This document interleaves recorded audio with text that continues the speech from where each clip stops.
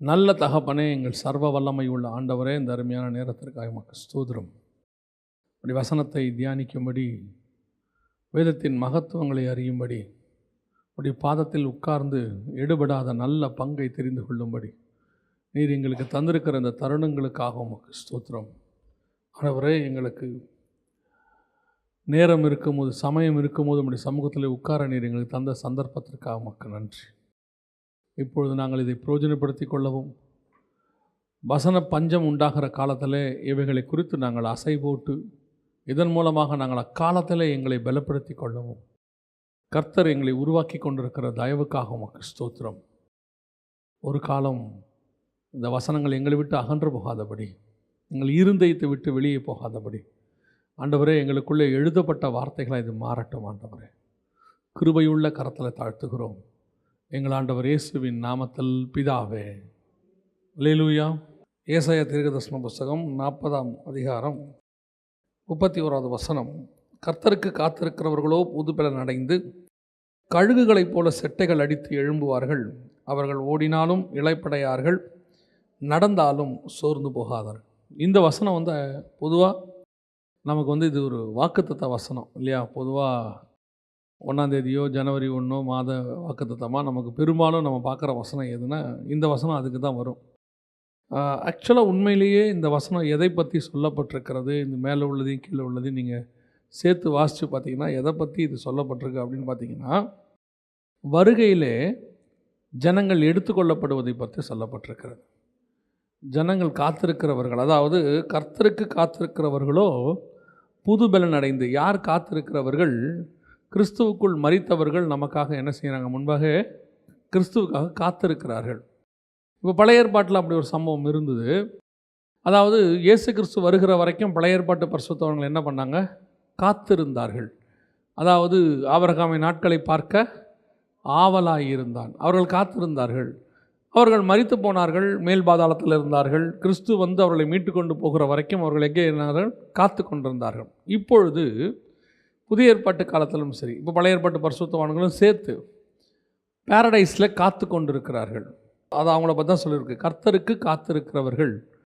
இப்போ நாமும் எப்படி இருக்கிறோன்னா, அவருக்காக தான் காத்திருக்கிறோம். அவர் எப்போ வருவார் அப்படின்னு சொல்லி ஆவியும் மனவாட்டியும் வா என்பார்களாக காத்திருக்கிற ஒரு அனுபவம். அவருக்கு மணவாளனுக்கென்று காத்திருக்கிறார்கள், மணவாட்டி மணவாளனுக்கென்று காத்திருக்கிறாள். அதெல்லாம் இப்போ நம்ம எல்லாருமே அந்த அனுபவத்தில் தான் இருக்கிறோம். அப்போது கர்த்தருக்கு காத்திருக்கிறவர்களோ புது பலன் அடைந்து அப்படின்னு இருக்கு. புது பலன் அடைந்து அப்படின்னா என்ன அப்படின்னா, இப்போ நமக்கு இந்த பூமியில் ஒரு பலன் இருக்கிறது. இங்கே கீழே கழுகுகளைப் போல சட்டைகள் அடித்துன்னு இருக்குல்ல. கழுகுகளைப் போல ஏன் அந்த கழுகை அந்த இடத்துல ஆண்டவர் பர்டிகுலராக ஏன் அதை மென்ஷன் பண்ணியிருக்கிறாரு அப்படின்னு கேட்டிங்கன்னு சொன்னால், கழுகுக்கு ஒரு சுபாவம் உண்டு. கழுகு என்ன பண்ணுன்னா, முதல் 40 வருஷம் ஒரு பலனோடு இருக்கும். 40 வருஷம் கழித்து என்ன செய்யும்? பெரிய உயரமான மலைகளில் போய் அந்த ஒரு குகை மாதிரி பொந்து மாதிரி இடங்களில் போயிட்டு என்ன செய்யும்? தன்னுடைய சட்டைகளை தானே என்ன செய்யும்? எல்லாத்தையும் எடுத்துட்டு தன்னுடைய மூக்கை அதை உடைச்சிக்கொள்ளும்.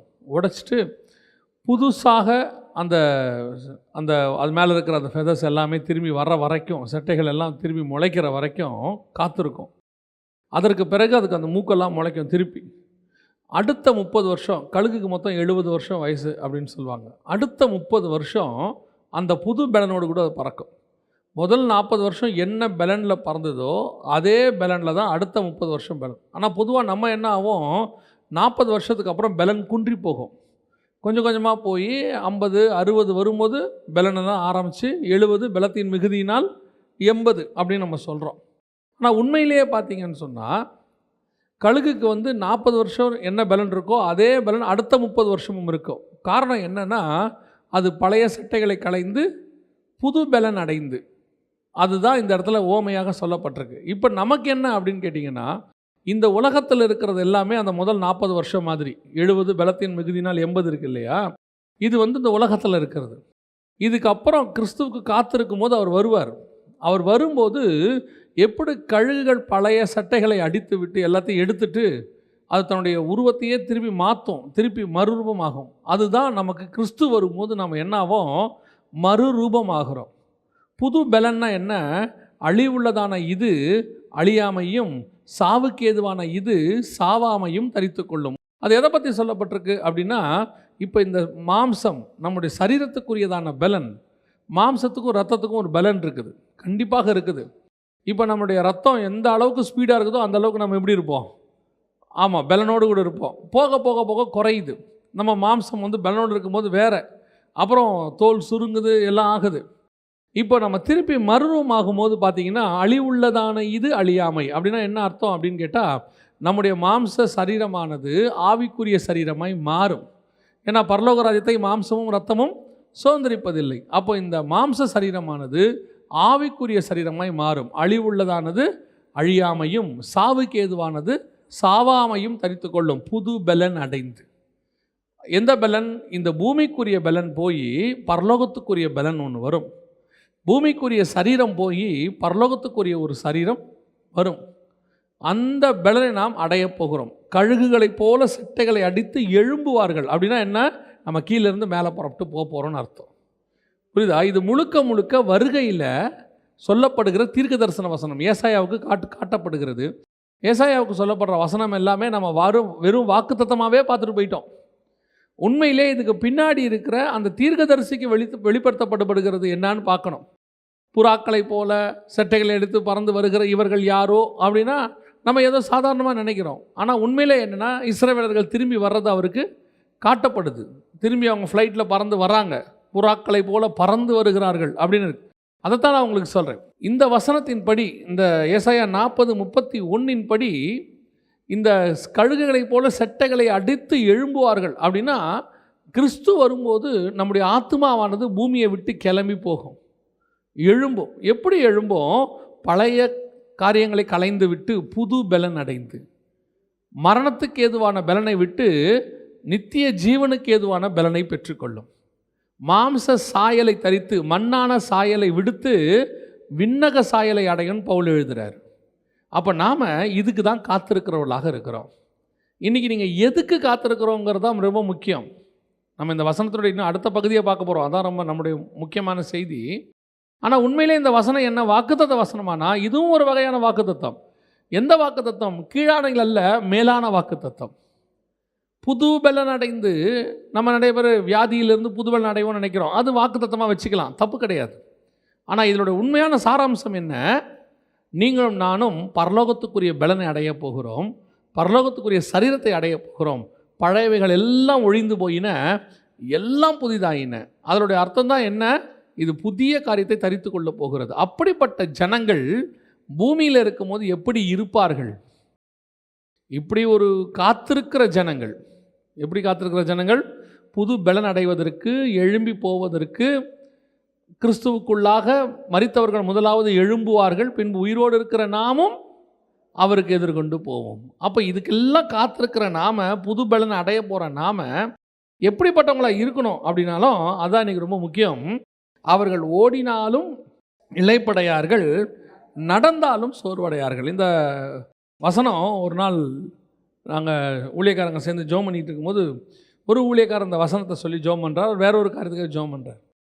அப்போ ஆவியானவர் அந்த வசனத்திலிருந்து ஒரு காரியத்தை உணர்த்துறாரு. நடக்கிறவர்கள் யார், ஓடுகிறவர்கள் யார்? இந்த வசனம் சொல்லுது, அவர்கள் காத்திருக்கிறவர்கள். நல்லா தெரிஞ்சுக்கொள்ளணும், கிறிஸ்துவுக்கென்று காத்திருக்கிறவர்கள். இவங்க எல்லாமே கிறிஸ்துவுக்குள்ளே இருக்கிறவங்க.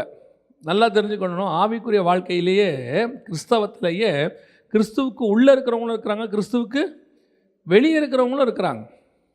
சபைக்குள்ளேயே தேவனுக்கு உகந்தவங்க ஒருத்தர் இருக்கிறாங்க, தேவனை உண்மையாய் பின்பற்றுகிற ஒரு கூட்டம் இருக்குது, பெயர் கிறிஸ்தவ கூட்டம் ஒன்று இருக்கிறது. நான் சொல்கிறது ஆவிக்குரிய சபைக்குள்ளேயே இருக்குது.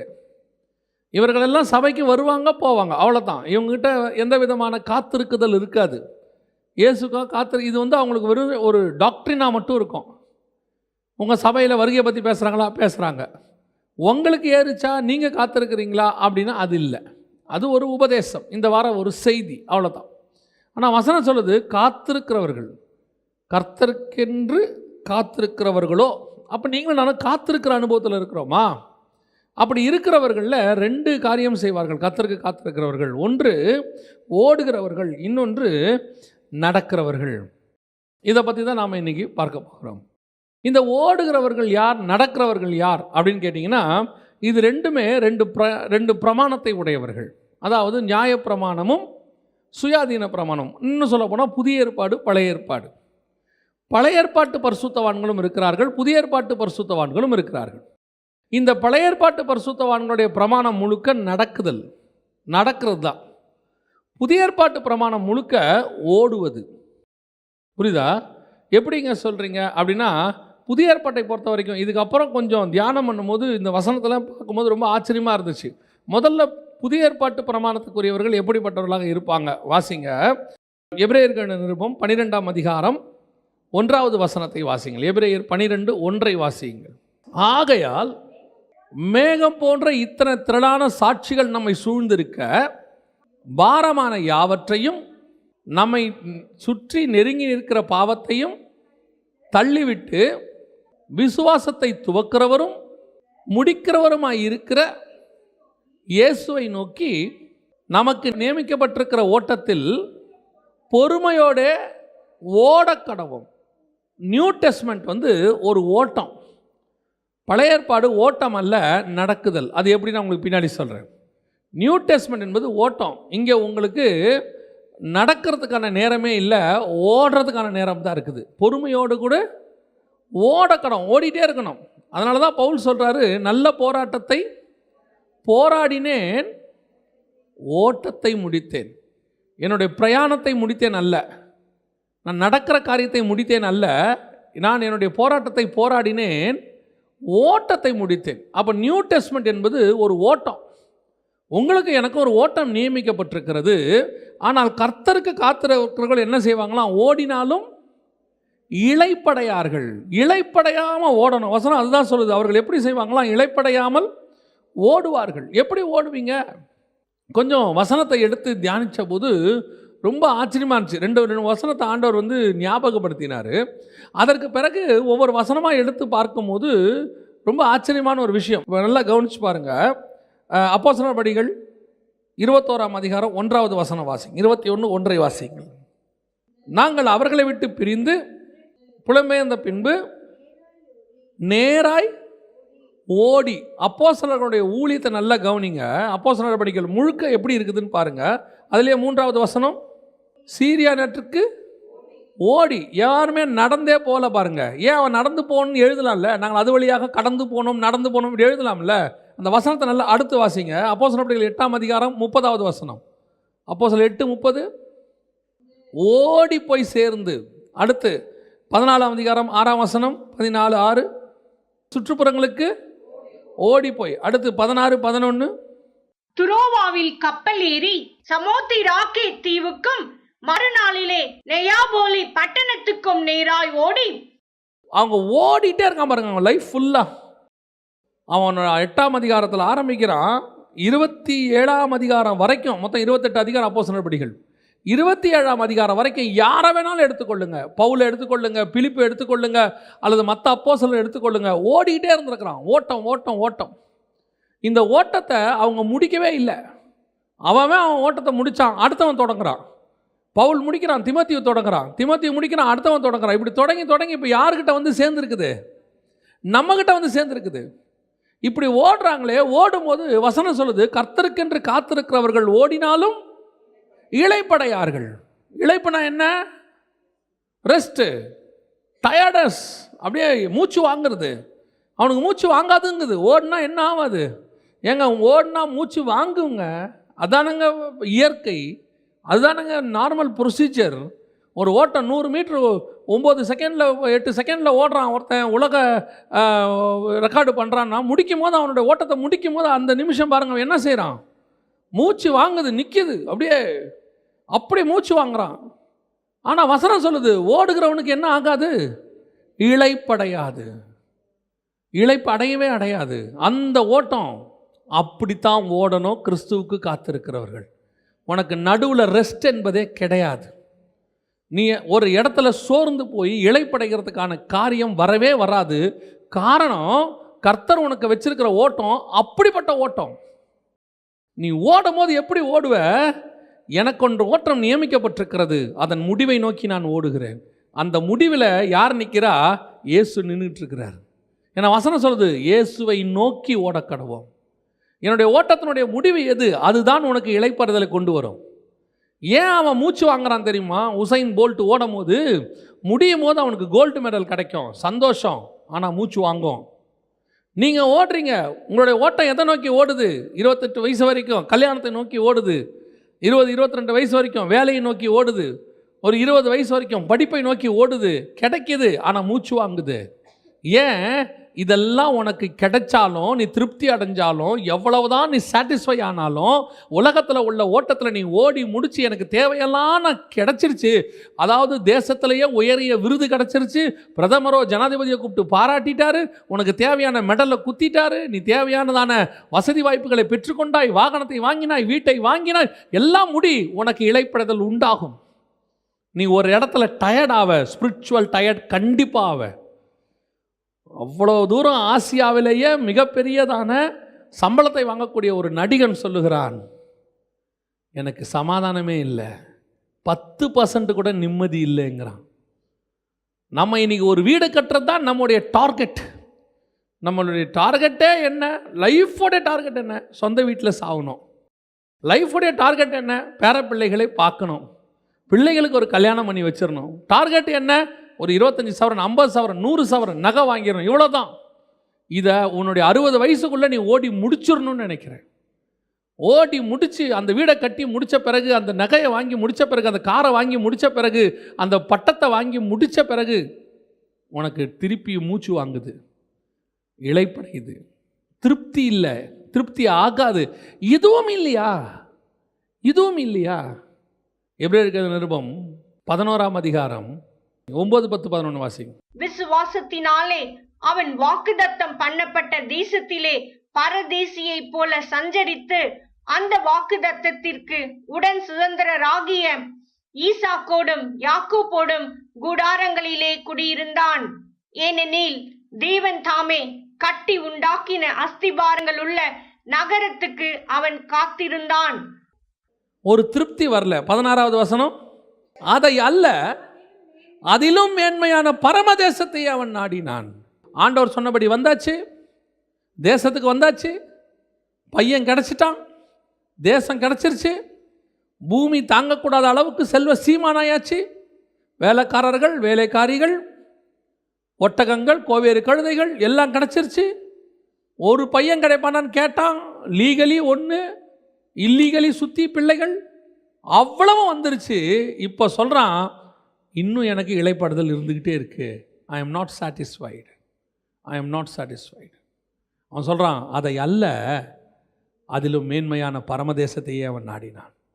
இதுதான் இளைப்படையாமல் ஓடுவது. உனக்கு எனக்கும் ஆண்டவர் நியமிச்சிருக்கிற ஓட்டம் அப்படிப்பட்ட ஓட்டம். எனக்கு ரொம்ப ஆச்சரியமாகவே இருக்குது. என்னென்னா, 10 வருஷம் 20 வருஷம் ஆண்டவருக்குள்ளே வந்தும் இன்னும் இந்த வேதத்தினுடைய மைய கருத்தை புரிஞ்சிக்க முடியாமையே ஒரு கூட்டம் இருக்குது. இன்னும் புரிஞ்சிக்க முடியாமல் ஒரு கூட்டம் இருக்குது. ஒரு கூட்டம் புரிஞ்சிக்காமையே செத்தும் போச்சு. இன்னும் இந்த பைபிள் உலக ஆசீர்வாதத்துக்குரியது, இன்னும் இயேசு கிறிஸ்து உலக ஆசீர்வாதத்துக்குரிய தேவன், இன்னும் இயேசு கிறிஸ்து இந்த அழிகிற பூமியில் உன்னை ஆசீர்வதிக்க மட்டும்தான் தேவன் அப்படிங்கிற ஒரு தாட். அதை நோக்கி ஓடி ஓடி அவங்களுக்கு என்ன வர மாட்டேங்குது? ஒரு திருப்தி வரவே மாட்டேங்குது. ஓடிக்கிறாங்க, 60 வரைக்கும் ஓடிடுறாங்க. ஓடி முடித்த பிறகும் அவங்களுக்குள்ள திருப்தி இல்லை. எத்தனை வயசானவங்க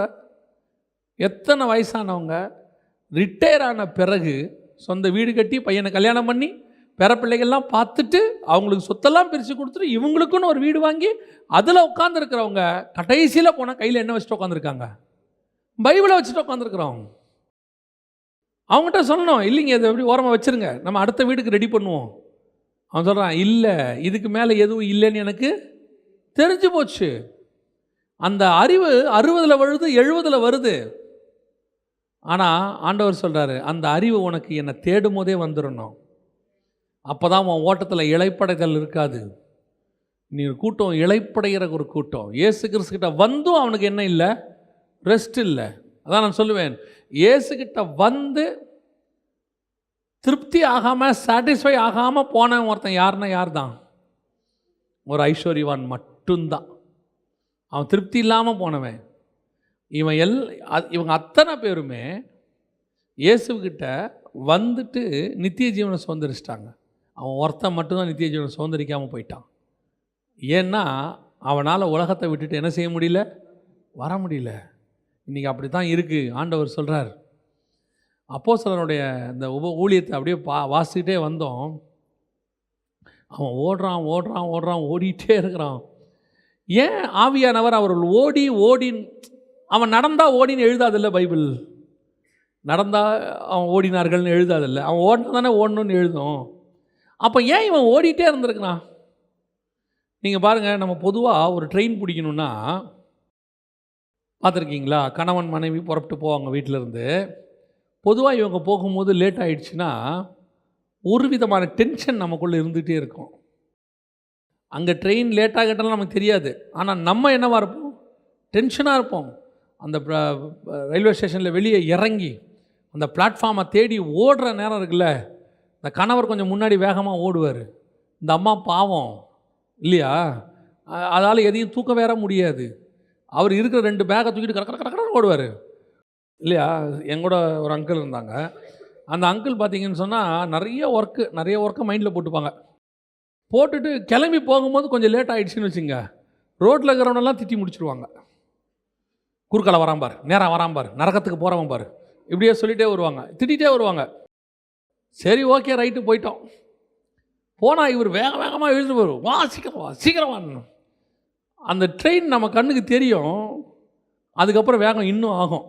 ஏன்னா அனௌன்ஸ்மெண்ட் கொடுப்பான், இன்னும் சற்று நேரத்தில் புறப்பட போகிறது. கிட்டுன்னு ஓடி. இதே மாதிரி லைஃப் லாங் இருந்தால் எப்படி இருக்கும்? லைஃப் லாங் இப்படியே வேலைக்கும் காலையில் கிட்டுன்னு ஓடி ப்ரெஷர் ஏறி இருக்கு பாருங்க. ஏறினவங்க தானே சொல்ல முடியும், இல்லாதவங்கள சொல்ல முடியும் இல்லையா? இல்லை நம்ம என்ன விரும்புகிறோம்? ஒரு பீஸ்ஃபுல்லாக ஒரு 10 நிமிஷம் முன்னாடி போய் உட்காந்துக்கணும். அப்போ தான் நமக்கு என்னவாக இருக்குது, பீஸ்ஃபுல்லாக இருக்கும். சிலர்லாம் பார்த்தீங்கன்னு சொன்னால் 11 மணிக்கு ஃப்ளைட்டுன்னா 9 மணிக்கே உள்ளே உட்காந்துருப்பேன். இப்படி நான் பார்த்துருக்குறேன். இந்த வேகமாக ஏதோ ஒரு நாள் ஓடுகிற நமக்கே இவ்வளோ பரபரப்பாக இருக்குது. அடுத்த தடவை தீர்மானிக்கிறோம், இப்படி நம்ம போகக்கூடாது, கொஞ்சம் முன்னாடியே வந்துடணும். ஆனால் இவன் வாழ்நாள் முழுக்க என்ன பண்ணியிருக்கிறான்? ஓடிட்டே இருக்கான். அப்போ இந்த ஓட்டத்துக்கு பின்னாடி ஏன் ஆவியானவர் ஓடின்னு வச்சுருக்கிறாருன்னா, இவன் எப்படி இருந்தாலும் ஓடிக்கிட்டு தான் இருப்பான் இவன். ஏன்னா என்ன அர்த்தம்னா, என் கையில் ஒன்று கொடுக்கப்பட்டிருக்கிறது வேலை, இதை அவர் வரத்துக்குள்ளே நான் கொண்டு போய் சேர்த்துடணும் எல்லாருக்கும். எனக்கு நடக்கிறதுக்கு நேரம் இல்லை, எனக்கு ஓடுறதுக்கு தான் நேரம் இருக்குது. என் கையில் இருக்கிற காஸ்பல், என் கையில் சபை ஸ்தாபிக்கப்பட வேண்டியிருக்கு, உலகத்துக்கே நான் சுவிசேஷம் சொல்ல வேண்டி இருக்குது. அந்த பொறுப்பு முதலாவது அப்போஸ்தலர் கையில் இருந்துச்சு. அவன் நினைக்கிறான், நான் நடந்தானா வேலைக்காகாது, நான் ஓடிட்டு தான் இருக்கணும். நான் ஓடினா தான் இதை கொண்டு போய் சேர்க்க முடியும். ஓடுறான் பாருங்க. அந்த ஓட்டத்தை கர்த்தர் உங்களுக்கு எனக்கு இன்னைக்கு நியமிச்சிருக்கிறார். இன்னைக்கு இருக்கிற குரூப் எப்படி இருக்குது? கையில் இருக்கு. அதாவது நான் சொல்கிறது நல்லா தெரிஞ்சுக்கொள்ளுங்க. மோட் ஆஃப் மீடியமை பற்றி நான் பேசலை. அன்றைக்கி அவங்க நேரில் போய் சொன்னாங்க, அதனால் ஓடினாங்க. இன்றைக்கி தான் நம்ம என்ன செய்கிறோம், யூடியூப்பில் பேசுகிறோம், ஃபேஸ்புக்கில் பேசுகிறோம். அதனால் நம்மளும் இவ்வளோ பரபரப்பாக இருக்கணுமா? நான் பரபரப்புன்னு சொல்கிறது ஃபிசிக்கலி இல்லை, ஸ்பிரிச்சுவலி. என் கையில் ஒரு பொறுப்பு இருக்கிறது. எனக்கு எவ்வளோ வயசுன்னு எனக்கு தெரியாது, இயேசு எப்போ வருவாருன்னு தெரியாது. அவர் வருவதற்குள்ளாகவோ அல்லது நான் மரிப்பதற்குள்ளாகவோ எனக்கு கொடுக்கப்பட்ட வேலையை நான் முடித்துவிட்டு மேலே போக வேண்டும். எப்போ எனக்கு முடியும் தெரியாது, எப்போ முடிப்பேன்னு தெரியாது. Who am I to make a decision? நான் எப்படி முடிவெடுக்க முடியும்? நான் கொஞ்ச நாளைக்கு வேலை செய்கிறேன், செஞ்சு முடிச்சுட்டு அப்புறமா கொஞ்ச நாள் கழித்து நான் என்ன செய்கிறேன், நான் கொஞ்சம் சாட்டிஸ்ஃபை ஆன பிறகு அல்லது நான் கொஞ்சம் ரிலாக்ஸ் ஆன பிறகு கொஞ்சம் ரெஸ்ட் எடுத்துட்ட பிறகு அப்புறமா போய் நான் அந்த மினிஸ்ட்ரியை செய்கிறேன்னு சொல்கிறதுக்கு who am I? நான் எப்படி அந்த முடிவு எடுக்க முடியும்? என் கையில் கொடுக்கப்பட்டிருக்கிற பொறுப்பு. ஒரு நாள் கூட தூங்குவதற்கான நேரம் இல்லை எனக்கு. ஒரு நாள் கூட நான் ரெஸ்ட் எடுப்பதற்கான நேரம் இல்லை. ஓடிட்டே இரு. அந்த எண்ணம் இருக்கிறவன் தான் கர்த்தருக்கு காத்திருக்கிறவன். ஒரு கூட்டம் என்ன சொல்ல ஆரம்பிச்சிருச்சு, டேக் ரெஸ்ட், இளைப்படை, நல்லா கொஞ்ச நாள் ரெஸ்ட் எடு. நல்லா ஓடிட்ட, 3 நாள் ஓடுறியா, நல்லா மீட்டிங் போயிட்டு வரியா, ஒரு 2 நாள் நல்லா ரெஸ்ட் எடுங்க, அப்போ எடுத்தாதான் நீங்கள் ஓட முடியும். இந்த எண்ணத்தை பவுலும் தீமோத்தேயுவும் சீலாவும் எடுத்திருந்தால் உன் கைக்கும் என் கைக்கும் பாதி புக்கு கூட வந்திருக்காது. இன்னைக்கு சுவிசேஷம் ஸ்தாபிக்கப்பட்டிருக்காது. அவனுக்குள்ள ஒரு வைராகியம் இருந்துச்சு. நான் சாகிறதுக்குள்ள டோட்டலாக கவர் பண்ணி. நேற்று பாடம் படித்தோம் அலெக்சாண்டரை பற்றி. யோசித்து பாருங்க, அவனுக்கு எவ்வளோ வயசுன்னு தெரியாது. தான் வயசு நான் சாவதுக்குள்ளே உலகத்தை பிடிக்கணும்னு நினச்சான். ஆனால் அவனுக்கு இருந்ததே 33 வயசு தான். 33 வயசுக்குள்ளே 70% உலகத்தை பிடிச்சிட்டான். அலெக்சாண்டர் என்ன நினச்சிருப்பான் தெரியுமா? ஒருவேளை சாகும்போது நல்ல வேலை பிடிச்சிட்டேன், நான் இன்னும் வயசு இருக்குன்னு நினச்சி ரெஸ்ட் எடுத்திருந்தேன்னா ஒவ்வொரு இடத்துக்கும் முடிச்சுட்டு ஒரு 4 வருஷம் 3 வருஷம் அந்த ஊரில் ரெஸ்ட் எடுப்போம், பின்னாடி யுத்தத்துக்கு போவோம். இப்போ தான் ஒரு யுத்தத்தை முடிச்சிருக்கோம், we will take rest. அப்படி நான் நினச்சிருந்தேன்னா உலகம் என் கைக்கு இன்றைக்கி வந்திருக்காது. உலகம் என் கைக்கு ஏன் வந்துச்சு தெரியுமா? நான் குதிரையிலேயே தூங்குகிறவன், நான் போகிற இடத்துல தூங்குறவன். நெப்போலியனை யாரை பற்றி சொல்லுவாங்க, அவர் குதிரையிலே தான் தூங்குவாராம், அப்படியே படுத்து. அவர் போய் ரெஸ்ட் எடுக்கணும் அவர் சொல்லுவாராம். ஏன்னா என் கையில் இருக்கிற யுத்தம் அவ்வளோ முக்கியமானது, நான் ஓடி முடிக்க வேண்டிய தூரம் அதிகம். இன்னைக்கு கிறிஸ்தவர்களுக்குள்ள அந்த வெறி இல்லை. ஏதோ ஞாயிற்றுக்கிழமை வர்றது, உட்கார்றது, ஒரு செய்தியை கேட்கறது, ஆசீர்வாதமான வாக்குத்தத்தத்தை கேட்கறது, ஒரு 10 வருஷம் ஆண்டவருக்குள்ளே இருந்த உடனே ஏதோ கொஞ்சம் உண்மையை பார்த்து கர்த்தர் ஒரு வீடு கொடுக்குறாரு, ஒரு வாசல் கொடுக்குறாரு, பிள்ளைக்கு ஒரு நல்ல வேலை கொடுக்குறாரு, மாதம் சம்பளம், சாட்டிஸ்ஃபைட், அவ்வளோதான். நீங்களும் நானும் இவ்வளவே, அவ்வளோதான். உங்களை கொண்டு ஆண்டவருக்கு எந்த பிரயோஜனமும் கிடையாது. நீங்கள் வந்தீங்க, உங்கள் லைஃப்பில் ஏதோ ஒரு ஆசீர்வாதத்தை பெற்றுக்கொண்டீங்க, திருப்தி அடைஞ்சிட்டீங்க. ஆனால் யார் இளைப்படைய மாட்டான் தெரியுமா? யார் ரெஸ்ட் எடுக்க மாட்டான் தெரியுமா? அவர் வர வரைக்கும் அல்லது நான் போகிற வரைக்கும் நான் ஓடிக்கொண்டே இருப்பேன். I never take rest. எனக்கு கொடுக்கப்படுகிற ஒவ்வொரு நாளையும் நான் யூஸ் பண்ணுவேன். நான் சொல்லுவேன், நீ உன் குடும்பம் நீங்கள் எல்லாம் கிறிஸ்துவுக்குள் சந்தோஷமாக களியாட்டமாக இருக்க வேண்டும் என்றால் இந்த ஊழியத்துக்கு வர வேண்டிய அவசியம் கிடையாது. ஊழியத்துக்கு வராத, நல்ல விசுவாசியாக இருந்துக்கோ, பிரச்சனையே கிடையாது. ஞாயிற்றுக்கிழமை ஒரு நாள் வாங்க, நல்ல ஆராதனை பண்ணுங்க, 1 மணி நேரம், ஒரு நல்ல ஒரு வாக்குத்தத்தத்தை வாங்கிக்கிங்க, குடும்பமாக உட்காந்து ஜெபம் பண்ணுங்க, டெய்லி ஒரு 1/2 மணி நேரம். அதோட அடுத்த ஞாயிற்றுக்கிழமை வாங்க போங்க. ஆனால் கிறிஸ்துவுக்கு என்று சாதிக்கணும்னு இந்த ஊழியத்துக்குள்ளே வந்தவன் ஒரு நாள் கூட ரெஸ்ட் எடுக்கக்கூடாது. இங்கே நமக்கு ரெஸ்ட்டே கிடையாது, நமக்கு ரெஸ்ட்டு இனி வருகிறதாக இருக்கிறது. புரியுதா? ஒவ்வொரு வேலைக்கு ஒவ்வொரு சுபாவம் இருக்கு. இப்போ சுரங்கத்தில் இறங்கி ஒருத்தன் வேலை செய்கிறான், அங்கே போகிறவனுக்கு நீங்கள் ஃபோன் பண்ணவே முடியாது. 11 மணிக்கு ஃபோன் பண்ணி நீங்கள் என்ன சாப்பிடுவீங்க அப்படின்னு அவங்ககிட்ட கேட்க முடியாது. யாருக்கிட்ட? சுரங்கத்துக்கிட்ட போகிறவங்ககிட்ட. ஏன்னா அவனுக்கு என்ன முடியாது, ஃபோன் பண்ண முடியாது. சுரங்கத்தில் இறங்குறவனுக்கு கூட அப்படி உண்டு. ஆனால் மேலே போயிருக்கிற மோசே திரும்பி வருவானா வரமாட்டானா கூட தெரியாது ஜனங்களுக்கு. அந்த அளவுக்கு அவன் தேவனோடு கூட இருக்கிறவன்.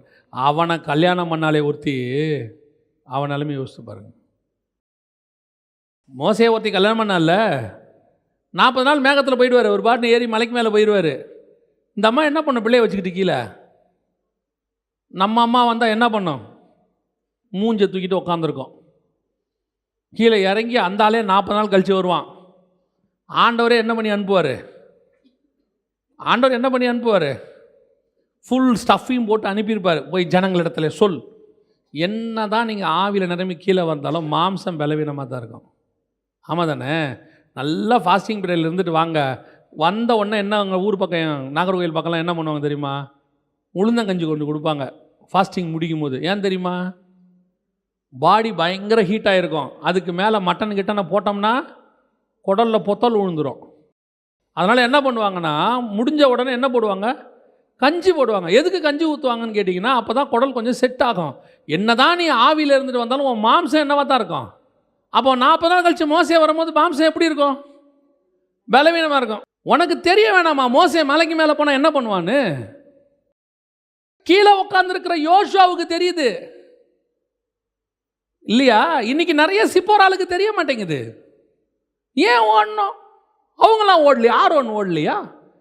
எலியாசர் ஓடலையா? காலேப் சந்தோஷமா இல்லையா? உனக்கு மட்டும் என்ன மோசே வேண்டி கிடக்க மலைக்கு மேலே 40 நாள் பிரேயராமா உபவாசமாமா ஊரில் இல்லாத ஊழியத்தை பண்ணுறாரு இவர். ஆண்டவர் சொல்வார், விட்றா ஆண்டவரே, எனக்கு இப்படி ஒன்று கொடுத்தீங்களே, ஒரு 40 நாள் மேலே வாம்பார். மோசே எத்தனை 40 நாள் மேலே போயிட்டு வந்தான்? கர்த்தருக்கென்று காத்திருக்கிறவன் ஓடிக்கிட்டே தான் இருப்பான். அவன் ரெஸ்ட் எடுக்கவே மாட்டான், ரெஸ்ட் எடுக்கவும் கூடாது. வசனம் சொல்லுது, அப்போஸ்தலர்கள் ஓடிக்கொண்டே இருந்தார்கள். சீப்ரு தீவுக்கு ஓடுறான், திரோவாத்துக்கு ஓடுறான், அங்கே ஓடுறான், கப்பலை பிடிக்க ஓடுறான். ஏன் நான் ஓடுறேன்? எங்கிட்ட இருக்கிற விஷயம் அப்பேற்பட்டது. நான் நடந்தால் காரியம் ஆகாது, நான் ரெஸ்ட் எடுத்தால் காரியம் ஆகாது, நான் ஓடினால்தான் இதை கொண்டு போய் சேர்க்க முடியும். ஏன்னா பரலோகம் என்னை நம்பி ஒரு காரியத்தை கொடுத்துருக்கிறது. என் கூட இருந்த அத்தனை பேரில் ஏன் பரலோகம் என்ன நம்புதுன்னா, நான் ஓடுவேங்கிற நம்பிக்கையில் தான். நீ என்ன வேணாலும் சொல்லிக்கோ, உன் சுற்றி இருக்கிறவனை எப்படி வேணாலும் டிஸ்கரேஜ் பண்ணட்டும், கொஞ்சம் ரெஸ்ட் எடுத்துகிட்டு போங்க பவுல். இப்போ எருசலேமுக்கு போவேனா பவுல்? இப்போ கொஞ்சம் காற்று மழையுமா இருக்குது பவுல். வசனம் சொல்லுது, எதுக்காக நான் நிற்க மாட்டேன், போயிட்டே இருக்கலாம், வாங்க போகலாம். வாங்க ஒரு 3-4 விஷயம் நான் இதை தியானிக்கும் போது எனக்கு பார்த்தபோது ஆச்சரியமாக இருந்தது. முதலாவது வாசிங்க, 27ஆம் அதிகாரம் 4ஆம் வசனம் வாசிங்க. அவ்விடம் விட்டு புறப்பட்டு எதிர்காற்றாயிருந்தபடியினால், இப்போ என்ன காத்தடிக்குது? எதிர்காற்று, எங்களை போக விடாமல் தடுக்கிற காத்தடிக்குது. எதிர்ப்பு, பயங்கரமான எதிர்ப்பு. காற்று என்பது உங்கள் எல்லாருக்கும் தெரியும் நினைக்கிறேன், பிசாசினுடைய கிரியை. பைபிள் படி ஒரு சில பிசாசின் கிரியை காத்துக்கு ஒப்புமையாக இருக்குது. அது வேணால் நீங்கள் நோட் பண்ணி வச்சுக்கோங்க. எபேசியர்கள் நிருபம் 2ஆம் அதிகாரம் 1-2 வசனம் வாசிங்க. எபேசியர் 2ஆம் அதிகாரம் 1-2. அக்கிரமங்களினாலும் பாவங்களினாலும் மரித்தவர்களாயிருந்த உங்களை உயிர்ப்பித்தார். அவைகளில் நீங்கள் முற்காலத்திலே இவ்வுலக வழக்கத்திற்கேற்றபடியாகவும் கீழ்ப்படியாமையின் பிள்ளைகளிடத்தில் இப்பொழுது கிரியை செய்கிற ஆகாயத்து அதிகார பிரபுவாகிய ஆவிக்கேற்றபடியாகவும் நடந்து கொண்டீர்கள். ஆகாயத்து அதிகார பிரபு, இங்கிலீஷில் என்ன இருக்குதுன்னு கேட்டிங்கன்னா த பிரின்ஸ் ஆஃப் விண்டுன்னு இருக்கும். ஆகாயத்து அதிகார பிரபு. அப்போது பிசாசு சில நேரத்தில் எதை யூஸ் பண்ணோம்? காற்று. அவன் எதை வேணால் யூஸ் பண்ணுவான், காற்றை யூஸ் பண்ணுவான், சமுத்திரத்தை. அதனால தான் ஆண்டவர் காற்றையும் கடலையும் அதட்டினார். சர்வ சிருஷ்டிக்கும் எஜமானவர். அவர் சிருஷ்டித்த காற்று அவருக்கு விரோதமாக எழும்புமா? எழும்பாது. தூதர்கள் காற்றுகளைப் போல இருக்கிறார்கள். அப்போ காற்று சில நேரத்தில் எதிர்காற்றுனா என்ன? எதிர் தூதர்கள். பிசாசின் கிரியை எதிர்த்து நிற்குது. ஆனால் அப்போஸ்தலர் சொல்கிறான், பிசாசு எதிர்க்குது, நாம் என்ன செய்ய முடியாது, அதுக்காக உட்கார முடியாது, ஓடு. எதிர்ப்பு இருக்குது, ஓடு ஓடு ஓடு. எதிர்ப்பு இல்லாமல் ஊழியம் இல்லையா? எதிர்ப்பு இல்லாமல் ஆவிக்குரிய வாழ்க்கை இல்லை. எல்லாமே சுமூகமாக இருக்கணும், எல்லாமே பார்க்கறதுக்கு சாஃப்டாக இருக்கணும். காலையில் எழுந்திரிச்ச உடனே எல்லாமே திறந்த வாசல், நைட்டு போகிற வரைக்கும் எல்லாம் சமாதானம். ஆவிக்குரிய வாழ்க்கை போராட்டம் நிறைந்தது தான். அதனால தான் பைபிள் சொல்லுது, நல்ல போராட்டத்தை நான் போராடினேன். எங்களுக்கு மாம்சத்தோடு இரத்தத்தோடு மாத்திரமல்ல, வானமண்டலத்தின் பொல்லாத சேனைகளோடும் அந்தகாரத்தின் லோகாதிபதிகளோடும் எங்களுக்கு போராட்டம் உண்டு. எதிர்ப்பு இருக்க தான் செய்யும் ஊழியத்தில், எதிர்ப்பு இருக்க தான் செய்யும் ஆவிக்குரிய வாழ்க்கையில். இல்லைன்னு பிரசங்கம் பண்ணுறவங்க ஒருத்தன் இருக்கான், அது வேற, எங்களுக்கு தெரியாது. ஆனால் பைபிள் உபதேசம் இதுதான். ஸ்பிரிச்சுவலி வார்ஃபேர்னு ஒன்று உண்டு. அந்த வார்ஃபேரில் நீ இருந்து தான் ஆகணும். ஆனால் உட்காரக்கூடாது. உன்னை உட்கார வைக்கிறதுக்கு போராட்டம் வரும். You must run. ஓடுன்றார் ஆண்டவர், ஓடிட்டேரு. பிசாசு எங்கே வேணால் போராட்டத்தை கொண்டாடுவான், என்ன பிரச்சனை வேணால் கொண்டாடுவான் உன்னை உட்கார வைக்கிறதுக்கு. உன்னோடைய ஊழியத்தில் பணப்பற்றாக்குறை வரும், சில நேரத்தில் பொருளாதார பற்றாக்குறை வரும், வியாதி வரும். உன்னை சுற்றி இருக்கிறவங்களுக்கு, உனக்கு வந்தால் கூட நீ ஓடி போயிடுவ. வீட்டில் இருக்கிறவங்களுக்கு வந்துடும், பிள்ளைகளுக்கு வந்துடும், மனைவிக்கு வந்துடும், அம்மா அப்பாவுக்கு வந்துடும். நல்ல சீரியஸாக இருக்கும். அன்றைக்கி ஊழியம் இருக்கும். கேட்பாங்க, அந்த நேரத்தில் பிள்ளை கேட்கும் தெரியுமா? ஹாஸ்பிட்டலில் இருக்கிற படுத்துருக்கிற பிள்ளை கேட்கும், அப்பா போவாதீங்கங்கோ. இதுதான் நீ டிசிஷன் எடுக்க வேண்டிய நேரம். கர்த்தருக்காகவா பிள்ளைக்காகவான்னு சொல்லி. நீ கர்த்தருக்காக நீ எடுத்தினா கர்த்தர் ஊழியத்தையும் பார்த்துப்பார், பிள்ளையும் பார்த்துப்பார். நிறைய பேர் இங்கே தான் பிள்ளையை பலி கொடுக்கறது. ஆபிரகாம் பிள்ளையை கேட்டார்ல, நம்மக்கிட்ட தான் பிள்ளையை பலி கொடுன்னு கேட்க மாட்டார். ஒரு ஜுரம் வந்துச்சு, என் கையில் ஒப்படைச்சிட்டு ஊழியத்துக்கு வரியா, இல்லை பிள்ளை கையில் ஊழியத்தை ஒப்படைச்சிட்டு அங்கேயே உட்காந்துருக்கியா? இதான் ஆண்டவருடைய கேள்வி. நீ நேசிக்கிறது யாராவனா இருக்கும், மனைவியாக கூட இருக்கும், அது அன்னைக்கு பார்த்து உடம்பு செல்லாமல் படுத்துகிறோம், சீரியஸாக இருக்கும். அந்த நேரம் சொல்லும், கொஞ்சம் இருங்க, நீங்கள் கொஞ்சம் பக்கத்தில் இருந்தால் கொஞ்சம் நல்லா இருக்கும். அந்த அம்மாவோடைய கேள்வி இயல்பு, மனித இயல்பு. ஆனால் உனக்குரிய போராட்டம் ஆவிக்குரிய போராட்டம். அதான் எதிர்ப்பு. உன் கூட இருக்கிறவங்க மட்டும் அதை புரிஞ்சுக்கிறவங்களா இருந்துட்டாங்கன்னா நீங்கள் 2 பேரும் தான் சேர்ந்து ஓடுகிறவர்கள். சேர்ந்து ஓடுறவங்கன்னா 2 பேர் தான். சில நேரத்தில் சில ஆவிக்குரிய ஊழியக்காரருடைய மனைவிகளை நான் பார்த்து அவங்களுடைய சாட்சிகளை படிச்சிருக்கிறேன். ஒரு ஊழியக்காரருடைய மனைவி கர்ப்பமாக இருக்கும் பொழுது அவங்க ஜெப வீட்டில் ஜெபிக்கும் போது, அப்போல்லாம் கட்ட அடுப்பு தான், 40 வருஷத்துக்கு முன்னாடி ஜெபிக்கும் போது அனல் அடித்து வயிற்றில் உள்ள பிள்ளை செத்து போச்சு. கட்ட அடுப்பு அந்த உட்காந்துருந்து அவங்க சமைக்கிறாங்க, அடிக்குது. அவங்க அதை சாதாரணமாக எடுத்துக்கிட்டாங்க. 2-3 நாள் கழித்து பார்த்தா மூமெண்ட் எதுவுமே இல்லை. அப்புறம் பார்த்தா பிள்ளை செத்து போச்சு. அப்போது கணவன் சொல்கிறாரு, அம்மா இந்த மாதிரி இந்த பிள்ளையை கர்த்தர் ஏன் எடுத்தாருன்னு தெரியல, நமக்கு பிள்ளை இல்லை போல், ஊழியத்துக்கு தடையாக இருக்கும் போல், நமக்கு ஊழியத்துக்கு பிள்ளை இல்லாமல் வாழுவோமா? அந்த அம்மா சொல்லிச்சா, ஊழியம்தான்ப்பா முக்கியம், ஆண்டவர் நமக்கு நிறைய பிள்ளைகளை கொடுப்பாரு.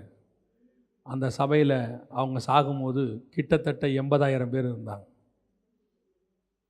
எதுக்கு சொல்கிறேன்னு தெரியுமா? சில நேரத்தில் நீ ஓடுறதுக்கான முடிவை நிற்க வைக்கிறதுக்கு பிசாசு சில எதிர்ப்புகளை ஏற்படுத்துவோம். நீ எதை நோக்கி ஓடுறங்கிறது தான் கேள்வி. கிறிஸ்துவை நோக்கி ஓடுறியா, எதிர்காத்த பார்த்துட்டு உக்காந்துடுறியான்னு? நிறைய பேர் உட்காந்துட்டான் ஊழியத்தில், நிறைய பேர் ஆவிக்குரிய வாழ்க்கையில் உட்காந்துட்டான். 2வது வாசிங்க, அதே 27ஆம் அதிகாரம் 7ஆம் வசனம் வாசிங்க. காற்று எங்களை தடுத்தபடியினாலே நாங்கள் அநேக நாள் மெதுவாய் சென்று வருத்தத்தோடே கினீது பட்டணத்திற்கு எதிரே வந்து சல்மோனே ஊருக்கு எதிராய் கிரேத்தா தீவின் ஒதுக்கில் ஓடினோம். காத்து தடுத்துருச்சு, எங்களை ஸ்லோ பண்ணுது, எங்களை ஓட விட மாட்டேங்குது. சூழ்நிலை எனக்கு எப்படி இருக்குது? ஓடவே முடியாது, தடுக்குது காத்து. என் வாழ்க்கையில் மினிஸ்ட்ரி நான் பண்ண முடியாது, எல்லாம் முடிஞ்சிருச்சு, எல்லாம் ஓவர், இதுக்கு மேலே ஆவிக்குரிய வாழ்க்கை வாழ்கிறதுக்கு ஒன்றும் கிடையாது, எல்லாம் அவ்வளோதான் அப்படிங்கிற இடத்துல அவன் சொல்கிறான், கொஞ்சம் ஒதுக்குப்புறமாக நாங்கள் ஓடிட்டோம், சான்ஸ் கிடைக்குது, ஓடிட்டோம். எங்களை தடுத்தாலும் எங்களை நிறுத்த முடியாது, நாங்கள் கிறிஸ்துவின் ஸ்தானாதிபதிகள். எங்களை தடுத்தாலும் எங்கள் ஊழியத்தை நிறுத்த முடியாது, நாங்கள் இயேசுக்கு என்று வைராக்கியமாய் நிற்கிறவர்கள். நாங்கள் நிற்கிறோன்னா நாங்கள் செத்துட்டோன்னு அர்த்தம், அவ்வளோதான். அது வரைக்கும் நாங்கள் ஓடுவோம். ஓடுறான் பாருங்க, எவ்வளோ பெரியதான இதை தியானிக்க அன்னைக்கு அவங்களுடைய அந்த டெடிகேஷன் தான் இன்னைக்கு சபைகள் வளர்ந்து இவ்வளோ தூரம் நிற்கிது. இன்றைக்கி நீங்களும் நானும் கிறிஸ்தவர்கள், ஆவிக்குரியவர்கள், ஆசீர்வதிக்கப்பட்டவர்கள் இன்னைக்கு உட்காந்துட்டு இவ்வளோ பேசுகிறோன்னா இதுக்கெல்லாம் காரணம் எங்கேயோ என்னைக்கோ ஒருத்தன் தடுக்கப்பட்டாலும் தடுக்க முடியாமல் ஓடி இருக்கிறான். அவன் ஓடின ஓட்டத்தினுடைய விளைவு தான் நீயும் நானும் இன்றைக்கி சபைக்குள்ளே உட்காந்துருக்கிறோம்.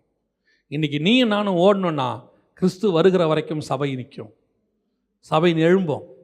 இன்றைக்கி நீ நானும் உட்கார விரும்புகிறோம், சின்ன யாராவது தடுத்துட்டாங்கன்னா அவ்வளோதான், அதை ஒரு காரணமாக்கி நம்ம உட்காந்துறோம். வியாதி தடுக்குதா, பலகீனம் தடுக்குதா? அன்றைக்கெல்லாம் சர்ச்சுக்கு எப்படி கொண்டாந்துருக்கிறான், வரவே முடியாது, கூரையை பிரித்து இறக்கிட்டானா. சர்ச்சுக்கு எப்படி வந்திருக்கிறான், நடக்க முடியல, ஆனாலும் கூரையை பிரித்து கொண்டு வந்து சர்ச்சுக்குள்ளே இறக்கிட்டான். இன்னைக்கு ஜுரம், கோல்டு, சின்ன இருமல், நான் வரல, ஏன் ஒரே கோல்டாக இருக்குது, அப்புறம் ஆன்லைன்லேயே பார்த்துக்கிறேன். சர்ச்சுக்கு வர்றதுக்கு சோம்பேறித்தனம், ஆவிக்குரிய சோம்பேறிகள். அவ்வளவு பலவீனத்தில் நீ இயேசுகிட்ட வந்தாதான் ஏன் சுகம் கிடைக்கும்? நீ வீட்டில் படுத்துக்கிறதா எப்படி சுகம் கிடைக்கும்? நான் இயேசுகிட்ட வருவதை, சபைக்கு வருவதை யாரும் தடுக்க முடியாது, என்னை எதுவும் தடுக்கவும் தடுக்காது. சின்ன சின்ன விஷயம், சின்ன விஷயம், அவ்வளோதான், முடியாது, என்னால் முடியாது. நீ யாருக்கிட்ட கோச்சிக்கிற தெரியுமா? கர்த்தர்கிட்ட. உன் வைராகியத்துக்கு தக்கதாக தான் கர்த்தர் உன்னை ஆசீர்வதிப்பார். அவன் அந்த அளவுக்கு ஓடினதுனால தான் இன்றைக்கி அவனை பற்றி நம்ம பேசிகிட்டு இருக்கோம் 2000 வருஷம் கழிச்சு. நீ கொஞ்சம் சொனங்கினா நீ மறக்கப்பட்டுருவ, உன்னை பற்றி மறக்கப்பட்டே போயிடும், நீ நினைவு கூறவே பட மாட்டேன். அன்னைக்கு அவன் ஓட்டின ஓட்டத்தினால தான் நம்ம இன்றைக்கி என்ன செஞ்சிட்ருக்கோம்? அவன் ஓடினான்னு இன்றைக்கி அவனை பற்றி நம்ம பேசிக்கிட்டு இருக்கிறோம். நீ கொஞ்சம் சோம்பேறித்தனமாக இருந்த நீ மறக்கப்பட்ட லிஸ்ட்டில் வந்துடுவ. 3வது வாசிங்க, 27:13 வாசிங்க. தென்றல் மெதுவாய் அடித்தபடியால் தாங்கள் கோரினது கைகூடி வந்ததென்று எண்ணி அவ்விடம் விட்டு பெயர்ந்து கிரேத்தா தீவுக்கு அருகாக ஓடினார்கள். இப்போ எனக்கு எல்லாமே நார்மலாக இருக்கு, எல்லாம் கைக்குடி வந்திருக்கு, தென்றல் வீசுது, மைல்டாக இருக்கு, ரொம்ப பீஸ்ஃபுல்லாக இருக்கு, அதனாலையும் நான் ஸ்லோவாக மாட்டேன். சிலர் எல்லாமே பீஸ்ஃபுல்லாக இருந்தால் என்ன ஆகிடுவான், கொஞ்சம் ரெஸ்ட் எடுக்கலாங்க, அப்போ தான் கஷ்டப்பட்டோம், இப்போ நம்ம நல்லா இருக்கு, இப்போ நம்ம என்ன பண்ணலாம். நிறைய பேர்கிட்ட ஆவிக்குரிய குடும்பத்தில் இன்னும் சொல்ல போனால் கிறிஸ்தவங்ககிட்ட இருக்கிற மிகப்பெரிய ட்ராபேக் என்னென்னா, உபத்திரவத்தில் இருக்கிற வைராக்கியம் ஆசீர்வாதத்தில் இருக்காது. நான் சொல்கிறது புரியுதா? உபத்திரவப்படும் போது எல்லா மீட்டிங்க்கும் வருவாங்க, ஃபாஸ்டிங் ப்ரேயருக்கு வருவாங்க, ஏதோ சின்ன ப்ரேயர் வச்சா வருவாங்க, எப்படியாவது எங்கள் பிரச்சனை மாறணும், ஜோம் பண்ணுங்க, கரெக்டாக வருவாங்க, ஓடி வருவாங்க, டயத்துக்கு வருவாங்க. இவங்க இவ்வளோ உண்மையாக இருக்கிறாங்களேன்னு கர்த்தர் என்ன பண்ணுவார், அவங்கள ஆசீர்வதிப்பார். ஆசீர்வதித்து ஒரு 2 வீலர் கொடுப்பார். அதற்கு பிறகு 5 நிமிஷம் லேட்டு தான். காரணம் நான் இல்லை, டிராஃபிக். அப்புறம் ஆண்டவர் ஆசீர்வதித்து 2 பிள்ளையை கொடுப்பார். ஸோ ஒரு 2 வீலரில் 2 பிள்ளை வர முடியாது, கணவன் மனைவி 4 பேர் வர முடியாது. அப்போது ஆண்டவரே நாங்கள் குடும்பமாய் தேவனை ஆராதிக்க வேண்டும், நாங்கள் இவ்வளோ பாடுகள் மத்தியில் போகிறோம், எங்களுக்கு உடனே ஆண்டவர் சரி ஒரு கார் கொடுப்போம். 1/2 மணி நேரம் லேட்டு. ஏன் லேட்டு? பயங்கர டிராஃபிக். தென்றல் நல்லா வீசுது, கயிறு அனுகூலமாக இருக்குது, சந்தோஷமாக இருக்குது, மைல்டாக இருக்கு. இப்போ அடுத்து அவன் சொல்கிறான், எவ்வளவு பீஸ்ஃபுல்லாக இருந்தாலும் என் ஓட்டம் மட்டும் நிற்கவே நிற்காது, நான் ஓடுற ஸ்பீடு குறையவே குறையாது. அவன் சொல்கிறான், அவ்வளோதான். கடைசியாக வாசிங்களேன், 27:40 வாசிங்க. 40. நங்கூரங்களை அறுத்து கடலிலே விட்டு சுக்கான்களுடைய கட்டுகளை தளர விட்டு பெரும்பாயை காற்று முகமாய் விரித்து கரைக்கு நேராய் ஓடி.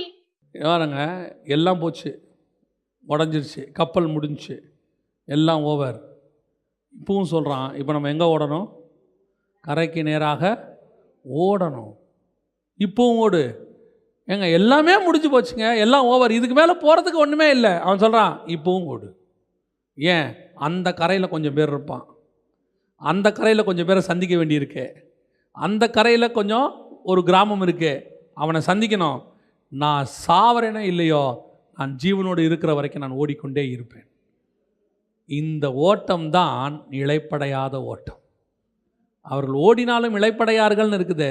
என்ன அர்த்தம் அப்படின்னா, கர்த்தருக்கு காத்திருக்கிறவர்கள், அவருடைய வருகைக்கு காத்திருக்கிறவர்கள், அந்த பொறுப்பை பெற்றுக்கொண்டவர்கள் அவருக்காக எப்படி காத்திருப்பாங்கன்னா, வெறும் சும்மா காத்திருக்க மாட்டாங்க, ஓடினாலும் இளைப்படையாமல் காத்திருப்பார்கள்.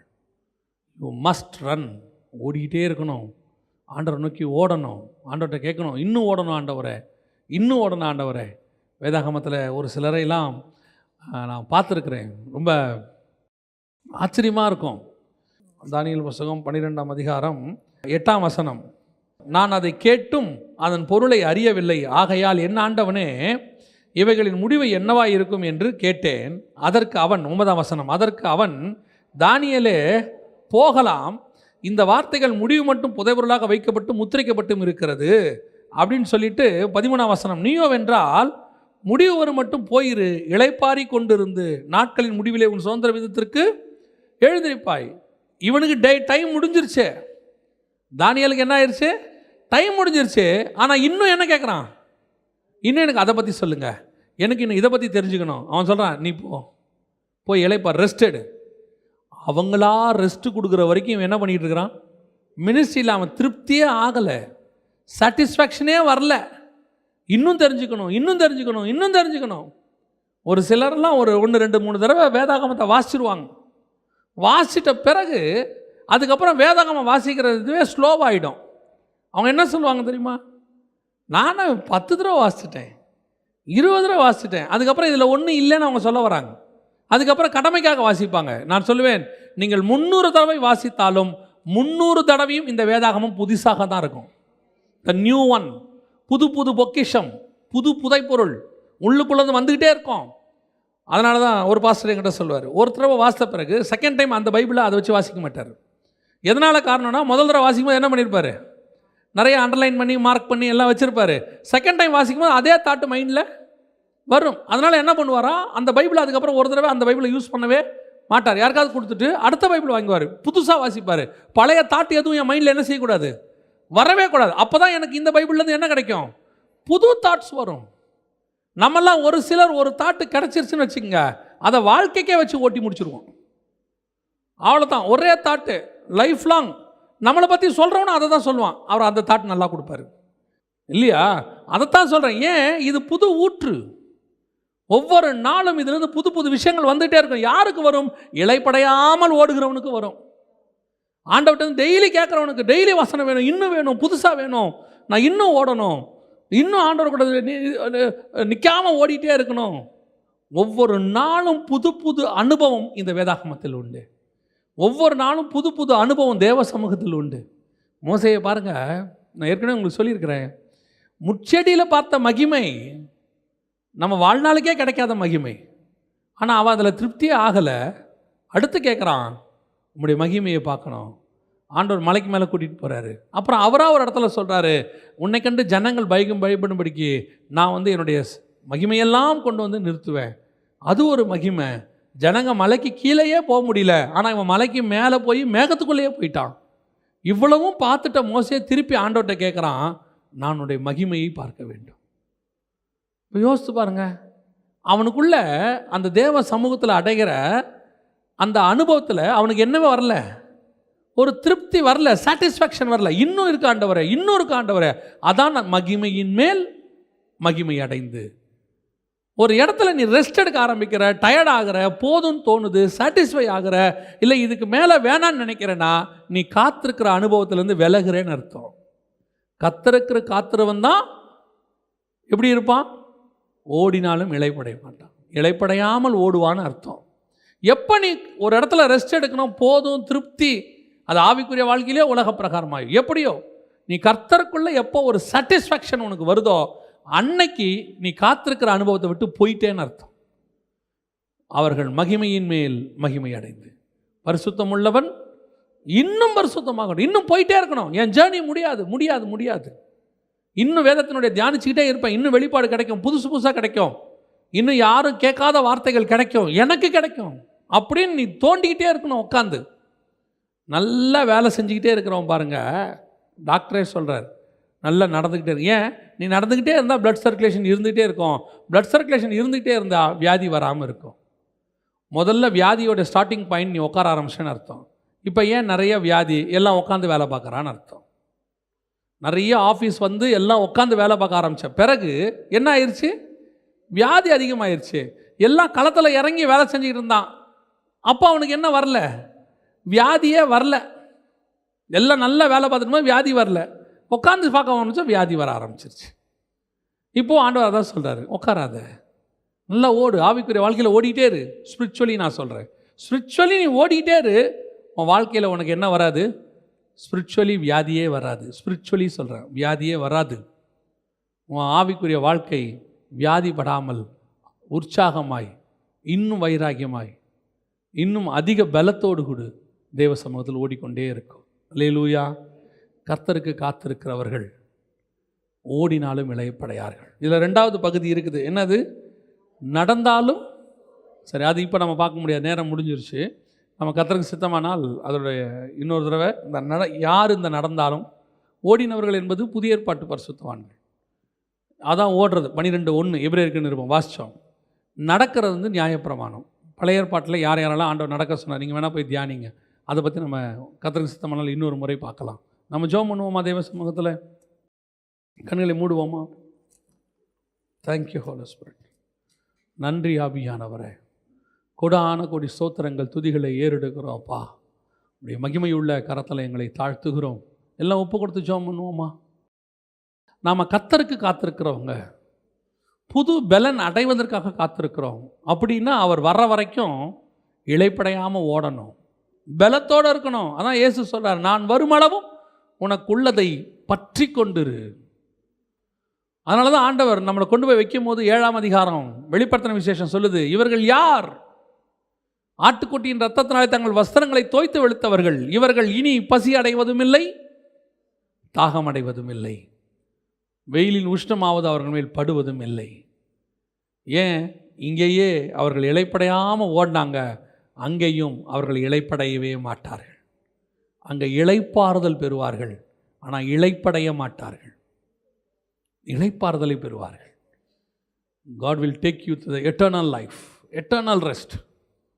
தேவ சமூகத்தில் உங்களை ஒப்பு கொடுத்து, ஆண்டவரே நான் நித்திய ஜீவனை பெற ஓடுறேன் ஆண்டவரே, நான் உட்காந்துடக்கூடாதுப்பா, நான் சோர்ந்துடக்கூடாது ஆண்டவரே, நான் இழப்படைஞ்சிடக்கூடாது ஆண்டவரே, எந்த இடத்திலும் நான் ஆண்டவரே பலவீனப்பட்டு போயிடக்கூடாது ஆண்டவரே. எத்தனையோ பேர் அப்படி பலவீனப்பட்டு போயிட்டாங்க ஆண்டவரே. நாங்கள் உமக்கென்று காத்திருக்கிறவர்கள், நாங்கள் என்ன ஓட்டம் ஓடினோம், ஓடிக்கிட்டே இருக்கணும் ஆண்டவரே. தென்றல் வீசினாலும் ஓடணும், புயல் அடித்தாலும் ஓடணும், யார் தடுத்தாலும் ஓடணும், எதுவுமே இல்லை மரணம்தான்னு நிர்ணயம் பண்ணாலும் நான் கரையை நோக்கி ஓடுவேன். அந்த கரையில் கொஞ்சம் பேர் இருக்கிறாங்க, அவங்கள சந்திச்சுட்டு நான் சாவேன். பாம்பு கடித்தாலும் நான் ஓடுவேன். அதனால தான் பவுல் சொல்கிறான், பசியோ பஞ்சமோ பட்டயமோ நிர்வாணமோ நாசமோசமோ கிறிஸ்துவின் அன்பை விட்டு என்னை பிரிப்பவன் யார்? ஏன் அந்த அன்பு என்னை ஓட வச்சுக்கிட்டே இருக்குது.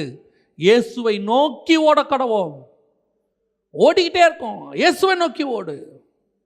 You never take rest.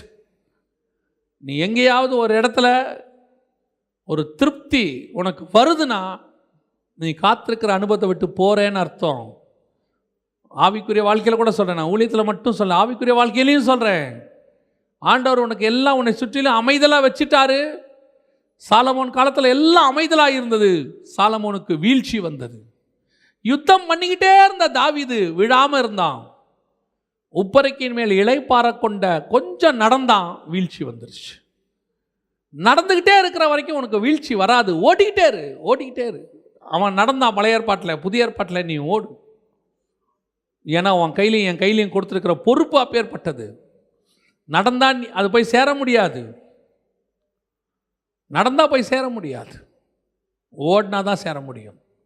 நம்ம ஜெபிக்க போகிறோம். ஆண்டவர் சமூகத்தில் ஒப்பு கொடுக்க விரும்புகிறவங்க ஒப்பு கொடுத்து, ஆண்டவரே நான் ஓட தொடங்குகிறேன் ஆண்டவரே, என் ஓட்டம் நல்ல ஓட்டமாக இருக்கட்டும், போராட்டம் நிறைந்த ஓட்டம்தான், ஆனால் நான் ஓடுவேன் ஆண்டவரே, என்னை எதுவுமே தடுக்காது. ஒப்பு கொடுப்போமா?